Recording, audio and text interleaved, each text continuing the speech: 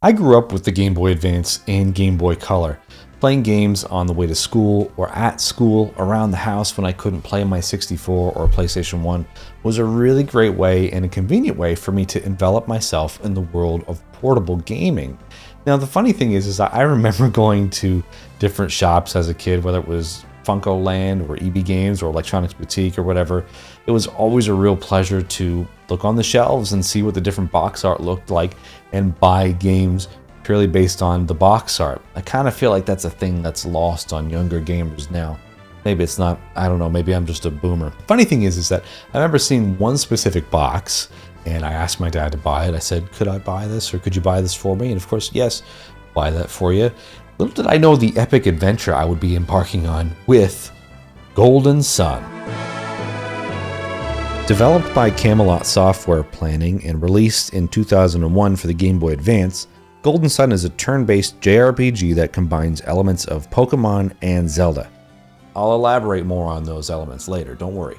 They possess the power of synergy, which I always thought was psi energy until I wrote this video. A magical ability tied to the elements which allows them to manipulate the environment and battle with special abilities.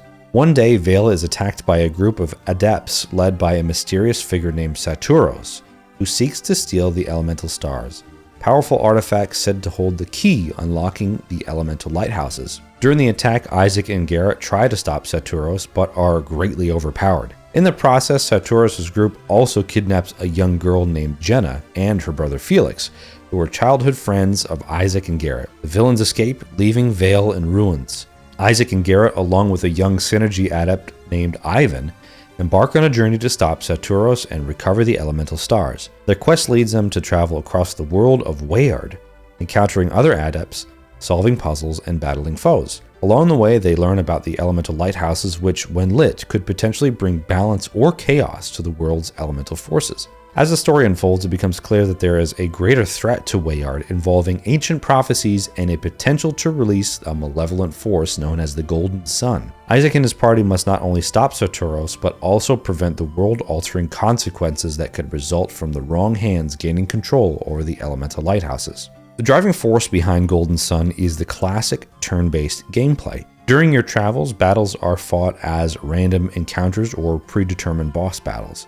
Of course, you have your standard attack and defend and the magic of the game, synergy, but the extra element here in Golden Sun is something called Djinn, or Jinn.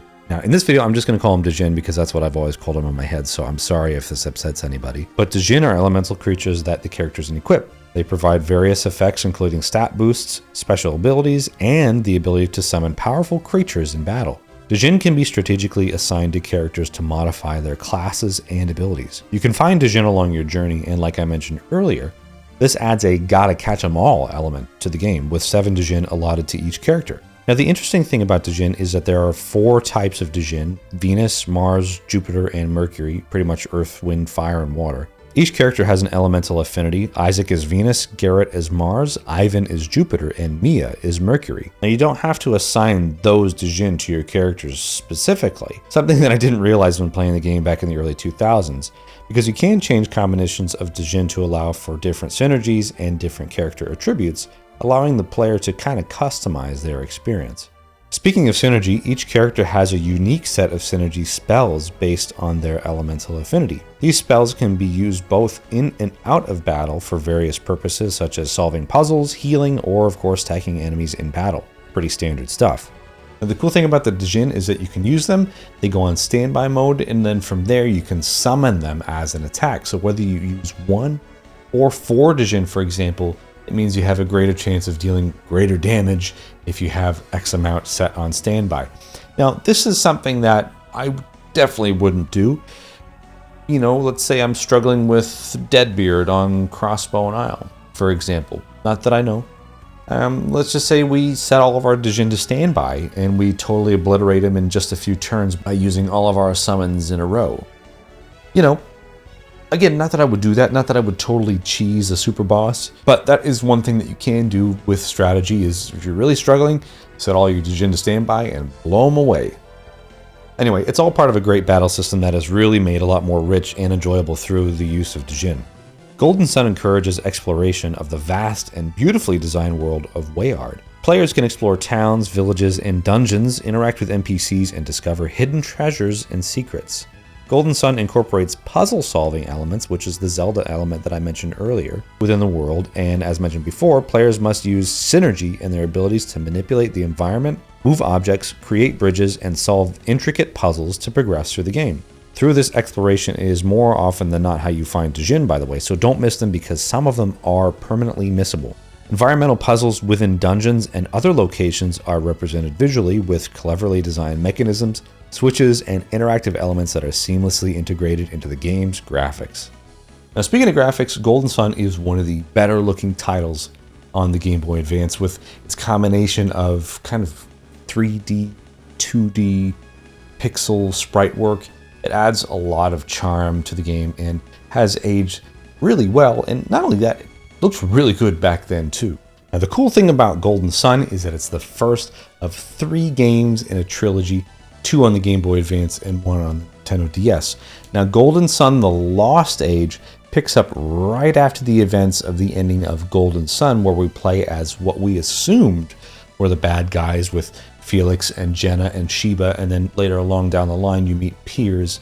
It's cool to see the different perspective in understanding why these characters tried to light the elemental lighthouses and what their ultimate goal was in doing so. That was really cool to find out, the happenings behind the scenes of Golden Sun 1. With Golden Sun: The Lost Age is this option right here. Transfer save data from Golden Sun. If you have a complete save file from Golden Sun, you can either use a link cable from Game Boy to Game Boy or use a 260 character password, which I did. It took me 40 minutes to do. I'm not even joking. I actually timed it, and you transfer over everything. Now, the reason why you would want to do this is there are a lot of items that do not appear in the Lost Age that are only found in Golden Sun, and of course a lot of missable Djinn as well. So there's a lot of reasons to do that. And why would you do that, more importantly? Well, you actually meet up with your original party 3/4 of the way through the game. And of course, if you're stacked from the first game, yep, you're going to be stacked in the second game. One cool thing that gets expanded on in the Lost Age was the amount of Djinn you get. And of course, you can carry over your original 28 Djinn from Golden Sun, but more characters means more Djinn and more summons. Not only that, there's a lot of, I wouldn't say post-game content because you can't really do anything post-game, but pre-end final boss game content that is really worth checking out, especially if you have all the Djinn in the game. The Lost Age also expands on the game's world, introducing new regions and dungeons that weren't accessible in the first game, and of course, offering an epic conclusion to the story featuring memorable battles, challenging puzzles, and a significant level of character development. It ties up a lot of loose ends and resolves the conflict between the characters introduced in the first game and those introduced in the sequel. Now, some would argue that The Lost Age is the better of the 2 games on the Game Boy Advance. Now, I don't know if I'd necessarily agree with that, but what I can say is that it's certainly a bigger and more comprehensive adventure as opposed to the first one, because I think at this point they really mastered that Golden Sun formula. All right. I wasn't gonna, but come on. It's a Golden Sun retrospective, so I have to talk about the black sheep of the series, Dark Dawn. Now, this is a game that I didn't play when it first came out. I only played it a couple of months ago when I played Golden Sun 1, then 2, then I bought Dark Dawn because I wanted to see what happened. I don't know, man. I didn't like it. I mean, it was fine, but I don't know. It was alright.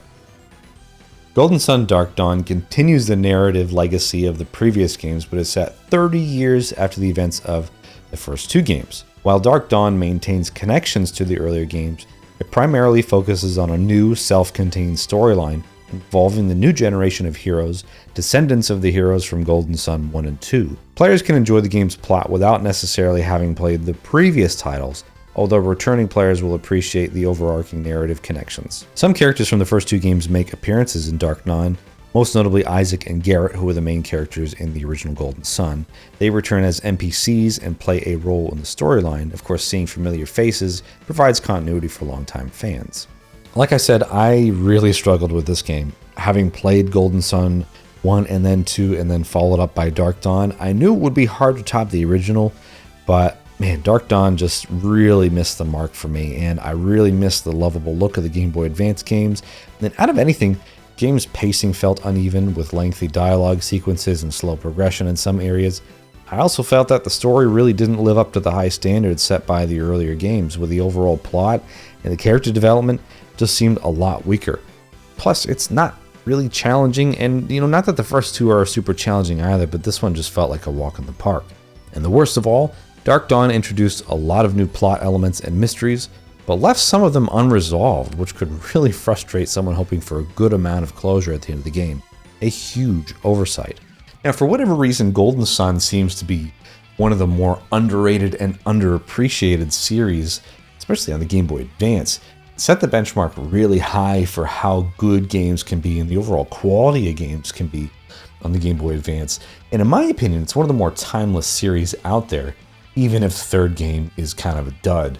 I really enjoyed playing these games on the Game Boy back when I was a kid in the early 2000s, and playing them again now in 2023, I really just fell in love with the series all over again, and even if Dark Dawn isn't totally super amazing. But that being said, I hope you enjoyed today's video. If you haven't done so already, please leave a like, subscribe if you haven't done so already, and leave a comment down below. Let me know your thoughts on Golden Sun as a series. If you love Dark Dawn, if you didn't like The Lost Age, who your favorite character was, all that good stuff. I read and reply to everything. So with that being said, I am going to go catch some more Djinn. Like I said, there's some missable stuff in here, so I really don't want to miss anything. So if you don't mind, I gotta go.